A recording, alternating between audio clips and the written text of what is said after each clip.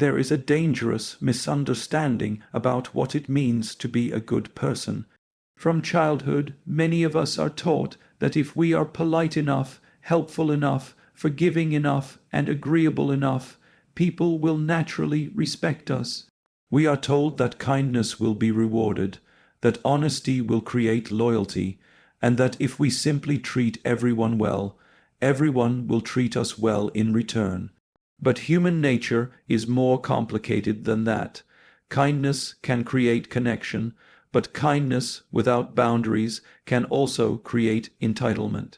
Generosity can inspire gratitude, but generosity without discernment can teach people to expect more from you. And the desire to be liked can slowly become one of the most effective ways to control you. This is where the lesson becomes uncomfortable. If your identity depends on being perceived as a good person, you become vulnerable to anyone who knows how to make you feel guilty. Think about how easily this happens. Someone asks you for a favor you do not want to give. You say yes because you are afraid of disappointing them. Someone speaks disrespectfully to you, but instead of addressing it, you remain silent because you do not want conflict. Someone repeatedly takes advantage of your generosity, and when you finally consider creating distance, you feel guilty. Why? Because somewhere inside, you have confused being good with being available. You have confused kindness with obedience. And you have confused forgiveness with allowing the same behavior to happen again. Machiavelli's great contribution to political psychology was his willingness to examine human behavior without relying on comforting fantasies. He understood that people respond to incentives, perceptions, fear, desire, self-interest, and consequences. Whether you agree with his conclusions or not, there is something valuable in his method. Look at people as they actually behave, not as you wish they would behave. That principle is equally important in personal life. You can have good intentions and still be treated poorly. You can be honest and still be betrayed. You can give someone everything you have and discover that they were only interested in what they could take. This does not mean kindness is useless. It means kindness must be accompanied by judgment. There is a profound difference between being a good person and needing everyone to believe you are a good person. The first comes from character, the second comes from insecurity, and insecurity is easy to manipulate.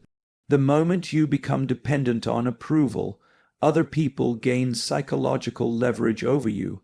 They can withdraw affection. They can accuse you of being selfish. They can call you cold. They can tell you that you have changed. They can make you feel guilty for having standards, and if you are addicted to being seen as good, you will sacrifice your own interests just to restore their approval. This is how people-pleasing begins. It rarely begins with weakness. It begins with a desire to be decent. You help someone, you forgive them, you give them another opportunity, then another. Eventually, a pattern forms. They learn that your boundaries are flexible. They learn that your guilt can override your judgment. They learn that if they push hard enough, you will eventually surrender. And once someone understands that about you, they no longer need to respect your boundaries. They only need to pressure you. This is why learning to disappoint people is an important psychological skill. You must become comfortable with the possibility that someone may misunderstand you. Someone may think you are selfish because you said no. Someone may call you arrogant because you stopped explaining yourself. Someone may accuse you of changing because you stopped accepting behavior that once exhausted you. Let them. You cannot build a strong life while constantly trying to control other people's interpretations of you. This is one of the most difficult forms of emotional freedom, realizing that your character does not require universal approval. A person with inner authority can say, "I know what I stand for, and I do not need everyone to agree with me." That is very different from arrogance. Arrogance says, "I am better than you." Self-respect says, you do not have to agree with me, but you do have to respect my boundaries if you want access to me. There is power in that distinction. And notice something else. The strongest people are rarely obsessed with proving that they are strong. They do not announce every boundary. They do not threaten constantly. They do not need to dominate every conversation. Their behavior communicates their standards. If someone repeatedly disrespects them, they reduce access. If someone proves trustworthy, they become more open. If someone abuses their generosity, they stop supplying it. There is no dramatic speech. There is simply a consequence. This is where maturity begins. You stop asking, how can I make this person like me? And you start asking, what does this person's behavior tell me? That question changes everything. Instead of interpreting every conflict as a threat to your identity, you begin treating it as information. Someone who constantly criticizes you may be revealing insecurity. Someone who only contacts you when they need something may be revealing their priorities. Someone who becomes angry whenever you establish a boundary may be revealing how much they benefited from your lack of one. You do not have to hate these people. You simply have to see clearly, and clarity is one of the greatest forms of power. Because when you see people clearly, you stop wasting energy trying to turn them into people they have repeatedly demonstrated they are not. You also stop wasting energy trying to prove that you are a good person. Your actions become quieter. Your decisions become cleaner. Your relationships become more selective. And strangely enough, when you stop chasing respect, approval, and validation, you often become more worthy of respect. Why? Because people sense when you are willing to abandon yourself to keep them comfortable.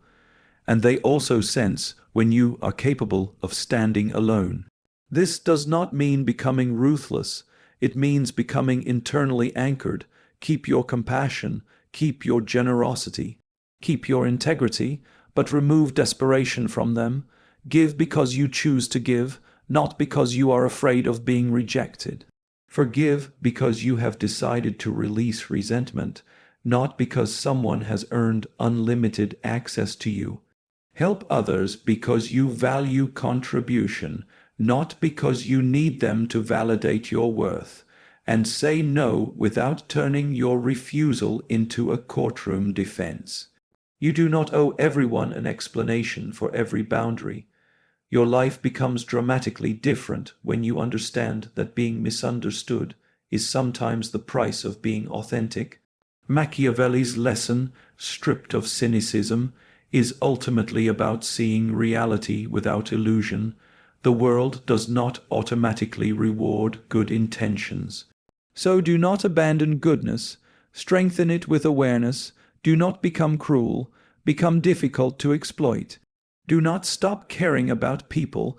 Stop allowing your need to be liked to determine who you become, because the moment you no longer need everyone to approve of you, you become psychologically free. And that freedom is where real strength begins. And once you understand that you do not need everyone's approval, another lesson becomes unavoidable. Kindness must become a choice, not a reflex.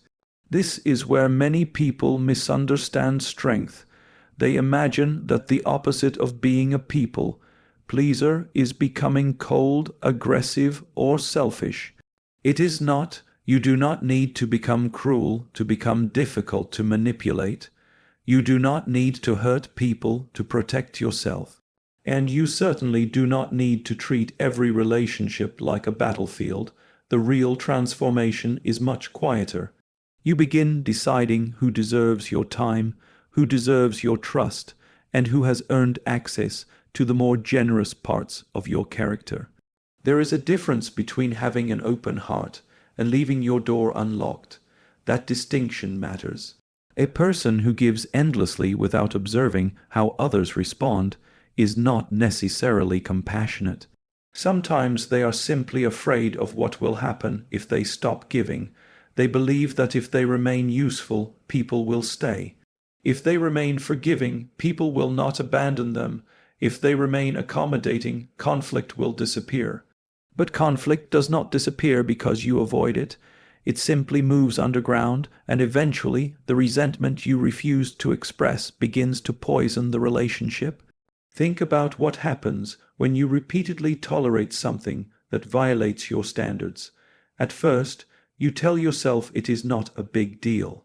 Then it happens again. You remain silent. Eventually, the other person assumes the behavior is acceptable. Why wouldn't they? You never communicated otherwise. This is one of the most important principles of human behavior. People learn how to treat you partly through what you consistently permit. That does not mean every mistake deserves punishment. Human beings are imperfect. People misunderstand each other. They become careless. They make mistakes and sometimes genuinely change. The important question is not whether someone has ever crossed a line. The question is what they do after they discover the line exists. A healthy person may recognize your boundary and adjust.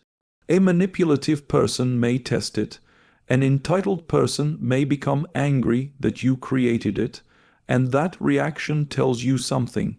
This is why boundaries should not be viewed merely as walls. They are information. They communicate the conditions under which a relationship can remain healthy. When you say, "I cannot do that," you are not necessarily rejecting someone. You are defining yourself. When you say, "Do not speak to me that way," you are not attacking someone. You are establishing the minimum standard for continued interaction.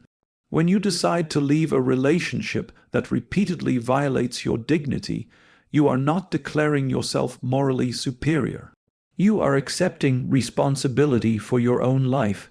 Machiavelli understood that power is connected to consequences. In political life, promises without consequences become meaningless. In personal life, boundaries without consequences eventually become suggestions. If you tell someone that a certain behavior is unacceptable, but continue rewarding them after they repeat it, your words lose credibility. This is why strong boundaries require consistency. You do not need to threaten, you need to follow through. If someone continually takes advantage of your availability, become less available. If someone repeatedly uses private information against you, stop giving them private information. If someone consistently disrespects you, reduce their access to you. Notice the principle here. You are not seeking revenge. You are adjusting access according to behavior. That is a much more mature form of power. Revenge keeps you psychologically attached to the person who hurt you. Boundaries allow you to detach, and detachment is powerful because it removes the emotional reward that manipulation depends upon. Some people provoke you because they know they can get a reaction.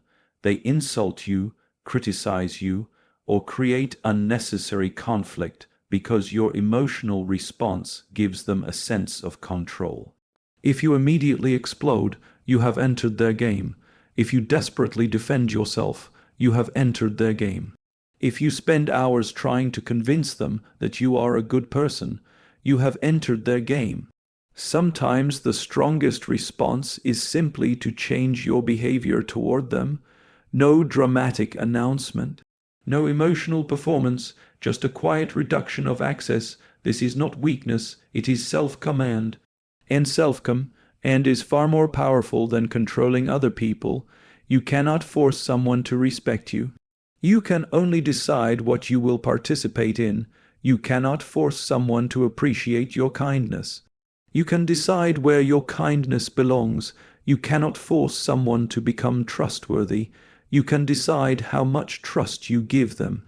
That shift from controlling others to governing yourself is one of the foundations of psychological strength. It also protects you from another dangerous mistake, becoming cynical. Once people realize that kindness can be exploited, they sometimes swing to the opposite extreme. They stop trusting everyone.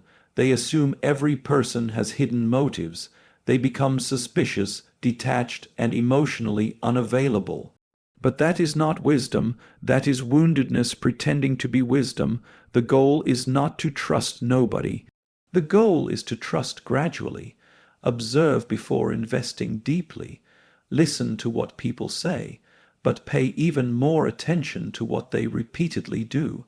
Someone can give you beautiful promises while behaving dishonestly. Someone can describe themselves as loyal while constantly betraying other people. Someone can tell you they respect you while repeatedly violating your boundaries. Do not become hypnotized by declarations. Study patterns. Character reveals itself through repetition. This is why strategic kindness is different from blind kindness. Strategic kindness says, I will treat you well, but I will also pay attention. It says, I can forgive you without trusting you in the same way. It says, I can wish you well without giving you unlimited access to my life. It says, I can understand your reasons without accepting your behavior. That last distinction is especially important. Understanding someone does not require excusing them. You can understand why a person is insecure and still refuse to tolerate their manipulation. You can understand why someone is angry and still refuse to be their target. You can understand someone's difficult past and still recognize that their pain does not give them permission to harm you. Compassion without boundaries becomes self-neglect. Boundaries without compassion become rigidity. Strength requires both. This is why you should stop thinking in terms of being either good or bad. Those categories are too simplistic for adult life. Ask better questions. Was I honest? Was I fair? Did I respect myself? Did I respect the other person? Did I act from principle or from fear? Did I help because I genuinely wanted to help, or because I was terrified of being disliked? These questions reveal your motives, and motives matter because two people can perform exactly the same action for completely different psychological reasons. One person gives because they have abundance. Another gives because they are terrified of abandonment. One person forgives because they have emotional freedom. Another forgives because they cannot tolerate confrontation. From the outside, both may look equally kind. Internally, they are completely different. The mature person learns to become generous without becoming dependent on being needed. That is freedom. You can give without expecting repayment. You can love without begging for reciprocity. You can help without demanding recognition. And you can walk away without hatred when someone repeatedly demonstrates that they cannot meet your standards. That is the balance. You are not trying to become the most feared person in the room. You are trying to become the person who cannot be easily manipulated by guilt, flattery, pressure, or fear. Once you reach that point, your kindness becomes more valuable because it is no longer automatic. It is chosen. And something chosen carries more weight than something extracted from you. So keep your heart, but strengthen your judgment. Keep your compassion, but establish limits. Keep your generosity, but stop confusing generosity with obligation. The world does not need another person who is desperately trying to prove they are good. It needs people who are strong enough to remain good without allowing goodness to destroy them. And once you learn to stop chasing approval and to make kindness a conscious choice rather than a reflex, you arrive at the final lesson. Your reputation is built less by what you say about yourself and more by what your behavior teaches people to expect from you. This is where many people make a subtle mistake. They spend enormous amounts of energy explaining who they are. I'm actually a good person. I didn't mean it that way. You misunderstood me. I would never do something like that. The more desperately you try to convince people of your character, the less powerful your position becomes. not because explanations are always wrong, but because character does not become convincing through argument. It becomes convincing through patterns. People watch what you repeatedly do. They notice what you tolerate. They notice what you reward. They notice what makes you react. They notice whether your word means anything when pressure arrives. And eventually, they form a conclusion about you. That conclusion is your reputation. You cannot completely control what people think about you, but you can control the evidence you consistently provide. This is why strength is often quieter than people imagine. A powerful person does not need to announce every boundary. They demonstrate it. They do not need to threaten consequences. They simply enforce them. They do not need to tell everyone that they are disciplined. Their habits make the argument. They do not need to constantly demand respect. Their conduct establishes the standard. This is one of the deepest lessons hidden inside the Machiavellian view of human behavior. Perception matters because people respond not only to your intentions, but to the patterns they observe in you. You may have the kindest intentions in the world, but if you constantly tolerate disrespect, people may conclude that disrespect has no cost. You may be deeply intelligent, but if you constantly allow others to speak over you, they may assume you lack confidence. You may be generous, but if you give indiscriminately, people may stop seeing your generosity as a gift and begin seeing it as an entitlement. This is why you must become deliberate about the signals your behavior sends. Every repeated action teaches people something. Every yes teaches something. Every no teaches something. Every time you return to someone after betrayal teaches something. Every time you refuse to participate in disrespect teaches something. Your life is communicating even when you are silent. And this brings us to a difficult truth. Sometimes you are not being mistreated because people are uniquely cruel. Sometimes you have unintentionally trained them to expect unlimited access to you. If you are always available, people may assume your time has little value. If you constantly rescue people from the consequences of their decisions, they may stop taking responsibility. If you repeatedly forgive without requiring changed behavior, forgiveness can become permission. That does not mean you are responsible for someone else's bad character. It means you are responsible for deciding how much access that character receives. This distinction can change your entire approach to relationships. You stop asking, "How do I make them behave differently?" and you begin asking, "What will I do if they don't?" That is a much stronger question, because the first question places your power in someone else's hands. The second puts it back in yours. You cannot control whether someone lies. You can control whether you continue trusting them. You cannot control whether someone respects your time. You can control how much access they have to it. You cannot control whether someone appreciates you. You can control whether you continue seeking appreciation from them. This is the foundation of personal sovereignty. And personal sovereignty requires emotional discipline. One of the easiest ways to lose power is to react impulsively. Someone insults you and you immediately respond. Someone ignores you and you chase them. Someone criticizes you and you write an essay defending yourself. Why? Because you are allowing another person's behavior to dictate your internal state. The stronger response is often to pause. Observe, ask yourself what the situation actually requires. Does it require a response? Does it require a boundary? Does it require distance, or does it simply require you to let the moment pass? Not every attack deserves your attention. Not every misunderstanding deserves correction.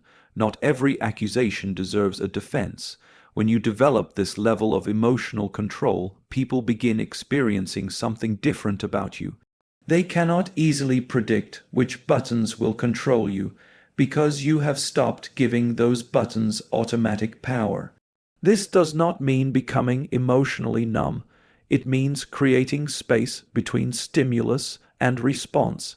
That space is where judgment lives, and judgment is what separates strength from impulse. You also need to understand that reputation is not built by one dramatic moment. It is built through consistency. Anyone can appear confident for 5 minutes. Anyone can act powerful when everything is going well. The real test comes when circumstances become uncomfortable. Can you remain calm when someone challenges you? Can you maintain your standards when you are lonely? Can you say no when saying yes would make your life easier in the short term? Can you walk away when staying would compromise your dignity? Can you remain generous without becoming desperate to be appreciated? These moments reveal character, and over time, people notice. They begin to understand that your boundaries are not performances. Your standards are not temporary moods. Your words have consequences. That creates something far more valuable than intimidation. It creates credibility. Credibility is one of the strongest forms of social power because people know what to expect from you. If you say you will do something, you do it. If you say something is unacceptable, you act accordingly. If you make a promise, you take it seriously. If you make a mistake, you acknowledge it without collapsing into shame. This is important because strength does not mean pretending to be perfect.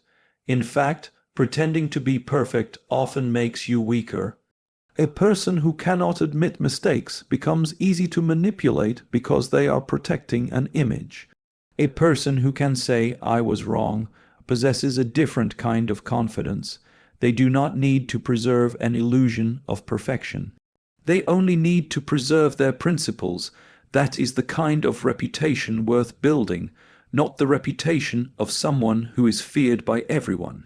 Not the reputation of someone who always wins, but the reputation of someone whose character is difficult to shake.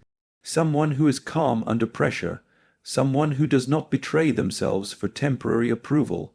Someone who can be compassionate without becoming submissive. Someone who can be firm without becoming cruel. Someone who can leave without creating a spectacle. That is real psychological authority. And perhaps the most interesting consequence is that once you stop trying so hard to appear good, you often become more genuinely good. Because now your actions are no longer performances. You help because you choose to help. You forgive because you choose to release resentment. You speak honestly because you value truth. You refuse because you understand your limits. You walk away because you respect yourself. Your goodness becomes rooted in strength rather than fear. This is the point where the entire philosophy comes together. Do not abandon morality. Abandon the desperate need to prove your morality. Do not become ruthless. Become discerning. Do not manipulate people. Understand people. Do not seek power over everyone around you. Develop power over yourself. Machiavelli's most useful lesson is not that you should become deceptive or cruel. It is that you should stop navigating human relationships with childish assumptions. People have motives. People have incentives. People respond to consequences. People observe patterns, so observe them too. Watch what people do when they have nothing to gain.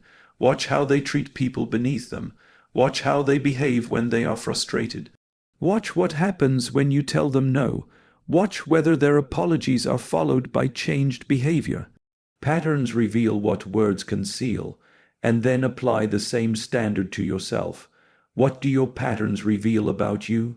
Are you teaching people that your boundaries are negotiable?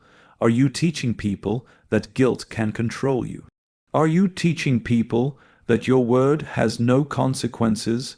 Or are you becoming someone whose actions consistently communicate self-respect, discipline, and clarity? That decision is yours. Your reputation is being built every day, whether you consciously build it or not. So stop explaining your worth. Stop begging people to recognize your intentions. Stop performing goodness for an audience.